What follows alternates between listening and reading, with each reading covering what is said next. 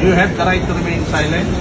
Arestado ang isang South African national ng pinagsanib na pwersa ng NAIA Interagency Drug Interdiction Task Group, Intelligence Section, NAIA Police Station 3 at Aviation Security Unit ng National Capital Region bandang alas 7:30 ng gabi sa Customs International Arrival Area, NAIA Terminal 3, Pasay City nitong Agosto 16 taong kasalukuyan. Kinilala ang sospek na sa alias Bert, 43 anyos, isang South African national at residente ng Brakpan, Johannesburg, South Africa.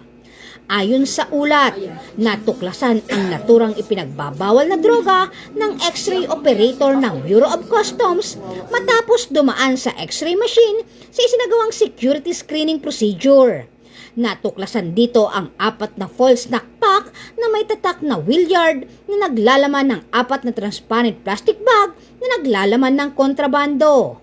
Ang nasabat na hinihinalang iligal na droga ang may kabuang bigat na humigit kumulang 7,005 gramo na may tinatayang standard drug price na 47,634,000 pesos.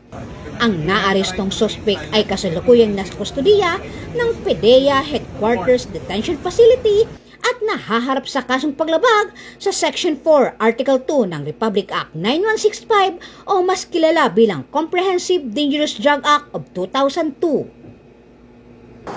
Mula dito sa Camp Bagong Diwa, Bikutan, Taguig City, ako po ang inyong PNN correspondent, Patrol Woman Ivy Corporal, alagad ng batas, tagataguyod ng Balitang Pulis.